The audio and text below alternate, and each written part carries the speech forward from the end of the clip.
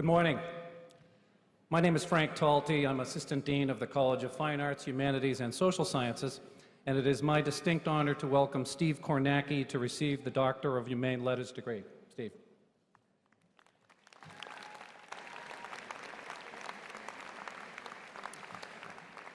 We want to welcome Steve back to UMass Lowell. Steve, you are a Groton native who took your first college politics and economics classes here at UMass Lowell while in high school, before eventually graduating from Boston University. In December, you returned for a campus event here analyzing the recent presidential election. As a multimedia anchor and data analyst for your daily 4 p.m. hour on MSNBC, and as a regular contributor to the Chris Matthews, Morning Joe, and Today shows, you've been a frequent commentator on the presidential campaign and its outcome. And just this week, you were promoted to national political correspondent for NBC News.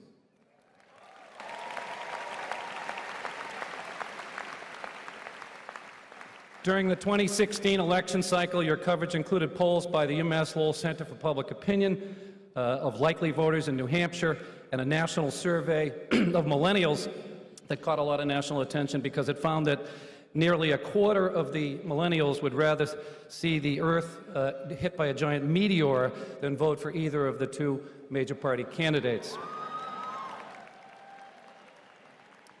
You previously covered Congress for Roll Call and are former politics editor for Salon. Your work has appeared in the Wall Street Journal, the New York Times, the Boston Globe, and many others. Your new book, plug, which focuses on the political history of the 1990s, is due out this year. Steve, for your significant and ongoing contributions, the University of Massachusetts Lowell is proud to confer upon you its highest honor, Doctor of Humane Letters, honoris causa.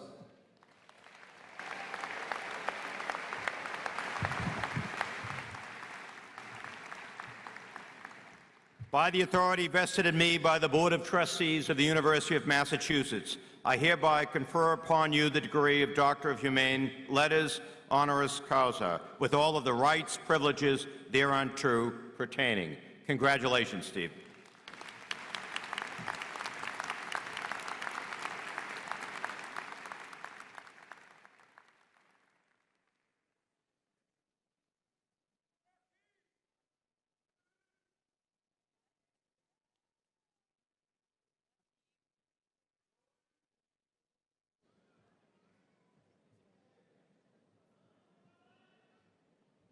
So I guess I have to give a speech, too. Just this. Thank you for that.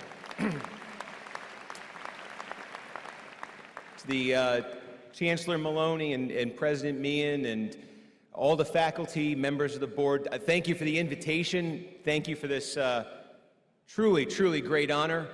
To the parents of the class of 2017, to the family, to the friends all out in the audience, thank you for the nice welcome.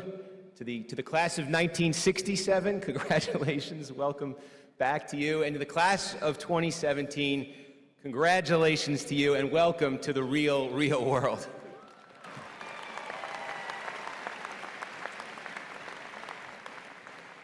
And you've got your, or you'll soon be getting your degree, your diploma, and I have to tell you, this is the first honorary degree I've ever received. Although, if I'm going to be honest with you, it's also the first degree I've ever received.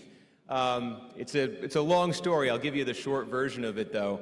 As you might have just heard, in a very hushed tone, I went to Boston University for most of my undergraduate. Sorry about that. But this story doesn't reflect too well on BU, so you might like it. So it was the very end of my senior year. This is going back a ways. This is the year 2001, 16 years ago. I got to the last week of my senior year, and I ran out of money. I had nothing in the bank account. I didn't have any credit cards, and I needed to get through another week, which mainly meant I needed to eat for a week. So the only thing I could do was I charged $25 to my student account at Boston University, and I had 5 tuna fish sandwiches that week, and that got me through to graduation. So I didn't think too much of it. Graduation came, walked across the stage. They handed me the big envelope. Ceremony finishes. There's Mom and Dad. They have been waiting for this for 4 years now. This is the picture that's going to make all those tuition checks worthwhile. And I open up the envelope, and there's no diploma inside. So that's a little strange. So I go over to the tent, and I ask the woman working there, I said, I think there's been a mistake. I got an envelope with no diploma.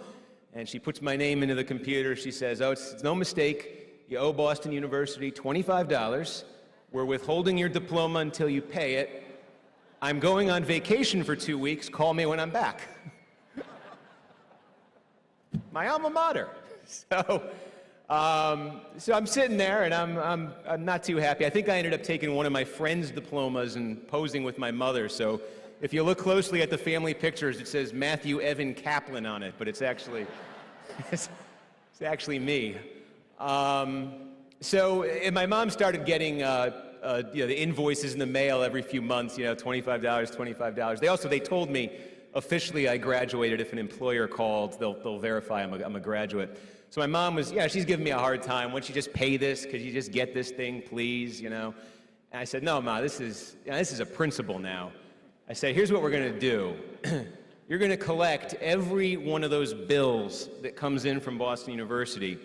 And when they have spent more than $25 in postage trying to collect it, I'm sending a check back, and it says, here's your $25, cost you $25.20 to get it, now give me my diploma.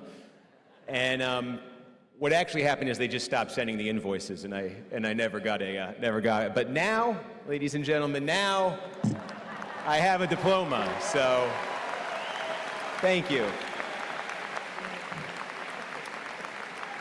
And of course, the moral of that story for the graduates is hold a grudge. It will pay. No, it's a terrible lesson. But in terms of what I wanted to talk to you about today, I was trying to get ready for what I could say, and obviously it made me think back to that day in 2001 when I didn't get a diploma, but I did graduate, and what it was like to be where you are right now, what it was like to be sitting out there in the audience at a ceremony like this. And I remember the main thing I was thinking was, would the speaker hurry up so I can get out of here? So I'll try to keep that in mind. But the other thing that it got me to thinking about was sort of the journey from then to now for me, the 16 years between the day I graduated and now standing before you right now. And is there anything I can tell you from that journey, from the road I took that might be useful to you right now as you set out to make your own journey? And I thought of two things. Two things kind of came to mind to me. And one of them is a person who I met through my college experience, who just had an enormous influence on me, to a degree that I'm still sort of recognizing all these years later. And the other thing is a critical decision that I had to make, a career decision that I had to make about a year after graduating, and how those two things intersected. So I'll tell you a little bit about both of them. First of all, the person who influenced me so much. It was a professor I had at Boston University. His name was Lou Barlow. And he was a professor. He taught about television. He had worked in television. He started out in Philadelphia, then worked at all the big stations in Boston, and ended up teaching. He taught a class in television producing at Boston University. So I took the class, and he's somebody who, if how to describe him, he was an older guy. He was in his early 70s by the time I took his class, really his last couple of years of teaching. He made an immediate impression on me. To give you a sense of the kind of guy he was, I still remember this. The first day of class, he was doing attendance. He was taking the roll call. He's meeting the students for the first time. He's going through the names. And he got to one of the names on the list, and he says, is Terrence here? Is Terrence here? And the kid raises his hand and says, actually, I don't go by that. I go by Chris. Could you call me Chris? And he says, whatever you say, Terrence. That was the kind of sense of humor he had. Really kind of caustic wit. So I took an immediate liking to him. And the other thing about him that I learned pretty quickly in the semester was I had an interest in politics. I had always, just as a kid, sort of a hobbyist's interest from a pretty young age. I don't know why, but I would follow politics. I would follow elections. I got very, very interested in it. And Lou Barlow also had a background in politics. After working in Boston television news and before going into the academic side, he had worked on a campaign for the U.S. Senate here in Massachusetts. It was back in 1978.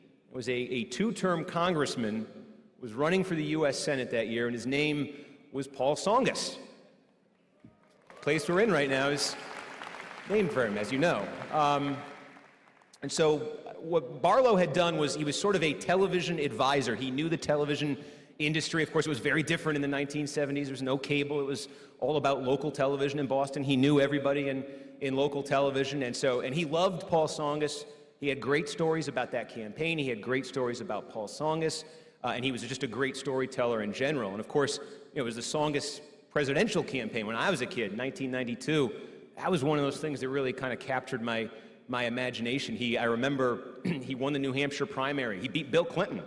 And there was this brief moment in the winter of '92 when it actually looked like Paul Tsongas, guy from right here, could become president of the United States. And it was very exciting as a kid to watch that. And then when I found out all those years later, I'm in Lou Barlow's class, and he knew him, and he worked with him, and he had all these stories. I found myself going to his office and just talking to him and just getting the stories. It wasn't even me talking, it was me listening. I was just getting these stories, and it morphed into something bigger. It started, I came in one day to ask him about Tsongas, but he loved politics. He loved politics the way I did. He had that kind of enthusiasm for it. And so we would talk politics, and we would talk history and current events. And I found myself, it's one of those things when I look back on it, I can't honestly tell you, and this is not an insult to his skills as a teacher, I can't honestly tell you I learned this or I learned that in his classroom. But getting to know him and developing a relationship with him outside the classroom and talking about those things with him, talking about life, it was really critical when I look at sort of my own development, my own worldview, my own philosophy on life. It was those kinds of conversations. I got so much wisdom, so much perspective from that, and I really came to value those. And so that was somebody just, as an undergrad, who just had an enormous influence on me. Now, I said it intersects with a critical decision I had to make early on. Let me set that up and tell you about that. Barlow will re-enter the story here in a minute. But the decision, really the story there starts on the day of my graduation, or really it was the day after my graduation. Because I have to be honest, I heard the statistics here about how many of you are lined up with jobs and maybe on career paths already, and that is fantastic. I was, unfortunately, not as prepared. I did not have a job lined up when I graduated college. I had a lot of different interests, a lot of things I thought, notions of, I could do this, I might do that, maybe I should do that, but I didn't have a career path chosen either. And for some reason, I hadn't given it nearly as much worry as I should have. I guess I just had that, it'll work itself out feeling, and I think if you ever have that, and then you graduate college and you wake up the next day and say, now what? You'll lose that feeling really quickly. And I did. And I looked around in the days and in the weeks after my graduation, and I'm sort of feeling a little aimless. And I'm watching other people who I went to school with who have jobs lined up, who are already out pursuing careers. So I got very nervous feeling that. And my first reaction was to run. Literally 3,000 miles away. I had two friends who were trying to make it in film out in LA, out in Hollywood. They wanted to be screenwriters, they wanted to be directors. They were going out there. And I had this idea of, you know what, I'm going to go with them. And again, it wasn't thought out. There was no strategy behind it. But I just felt like, all right, I'm doing something and maybe it'll work out. So I went with them. I got to LA, and I mean, I realized instantly, LA is not for me. This industry, I'm not going to be a screenwriter. I'm not going to be a director. What am I trying to do out here? And of course, I panicked even more, and I got even more nervous, more scared Now it's a few months after graduation. I still don't have a plan. I still don't have a career path. What am I doing with my life? I talked to people back in Boston, back in New England, and they were a lot further along on that track than I was. So I got very nervous, and my reaction then was, okay, you know what I'm going to do? I'm going to go to law school. That's going to give me direction. I'm going to come back east. I'm going to take the LSAT. I'm going to go to law school. I'm going to get a career out of that. So that was my idea, and it did. It got me back across the country, started studying for it, started looking at law schools I could apply to, and I went to see Lou Barlow. And he's still at Boston University then, and I need, letters of recommendation to go to law school. So I'm going to get one from him. Of course I will. So I sit down, and I tell him about my plan, and he looks at me and he says, I got to tell you, that's one of the worst ideas I've ever heard. He said, you just spent 5 minutes telling me you want to go to law school so that you can say you're going to law school, so that you can tell yourself you're doing something. He said that's the worst possible reason to do anything in life, but it's especially the worst possible reason to go to law school, to spend that money, to make that commitment, to throw yourself into that world. He said that is a recipe for disaster and a waste of money. He said, I'll write you the recommendation letter, but I want you to know it's a terrible idea. And it was, of course it was. And it was, everything he said rang true. It was like the air kind of coming out of a balloon. My momentum for applying and for going to law school just sort of disappeared on the spot. I needed somebody to point that all out to me. I needed somebody to tell it to me the way he did, but he was right. So, okay, not going to go to law school. I'm already in enough debt here. Let's not make this any worse. But now, now it's months. Now, months since graduation, I still don't have a plan. So I'm looking around, getting into the year 2002 now. It's an election year in Massachusetts. Maybe there's a campaign I can work on. I started looking into that. I was always interested in journalism. I'd done some stories for the school newspaper in college. Started sending my clips out to newspapers all over the place. Just, see if somebody, nibbles. Get no response. And eventually I land at New England Cable News, the 24-hour news station here for New England. And I was given the lowest rung job you could get there. My shift was 2 a.m. to 10:30 a.m. I was writing news copy for the early morning newscast, but I wasn't writing the lead story or the big news of the day. I was doing like lottery numbers and the stock report and that kind of thing. So I was doing that job, but it was a paycheck, and it was also the promise of taking that job was, if you do a good job, they say, we will move you into a better position here. You'll be sort of on a track, to become a full-time news producer eventually. And that could be a really good job. I can make a really good career, a really good life out of that. So I said, you know what, sign me up. I'm going to get on board for that. I'm going to try to get on track for that. So that's what I started doing. But it just I wasn't totally feeling it. I didn't feel that engaged in the office. And I still found myself, when I got home, looking for other options, other possibilities. I didn't know exactly what, but I was still looking. I was still looking around. And I found a listing on some job site, some journalism job site, for a website in New Hampshire that would cover the New Hampshire presidential primary. It was the 2004 New Hampshire presidential primary. They were going to start a couple years early, and the listing said something like, this is for politics junkies only. It's not just if you like politics, you have to love campaigns, you have to love elections, you have to love the New Hampshire primary. You're going to camp out in New Hampshire, you're going to talk to every candidate who comes in, you're going to talk to all the activists, all the influencers, all the elected officials, and you're going to track who are they supporting, who are they leaning towards. That's going to be your job till the 2004 primary. I said, sign me up for this. That sounds like me. It also said you got to have a car, and my car still worked, so I met that criteria too. So I wrote this, I just poured my heart out in this email. It's very different than a normal job application letter. And I thought, maybe this is it. Week went by, I didn't hear anything. And now we're at the end of the summer of 2002. It has been more than a year since I graduated. And they call me in at NECN, at New England Cable News, and they say, you know what? We like what you've been doing here. We're going to bump you up. We're going to move you now from this production assistant job. We're going to move you into something sort of, full-time and on track for that promotion eventually to producer. So they said, better hours. Instead of 2 a.m. to 10:30 a.m., you're going to get 4 a.m. to 12:30 p.m. And you're going to get a little bump up in pay. You're going to get a full benefits package. And again, this could be the start of something long-term and sort of career-oriented. And I'm looking around and I said, I think I'm going to do this. I think this is smart. I think this is responsible. I'm not nuts about the work right now, but I think if I grow in this, I can become really into it. Called up a friend of mine. We started making plans to split an apartment in Boston. This was going to be it.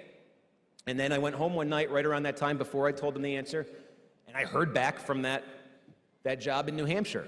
The person wrote to me, gee, that letter, just email blew my mind away, but unfortunately filled the position already.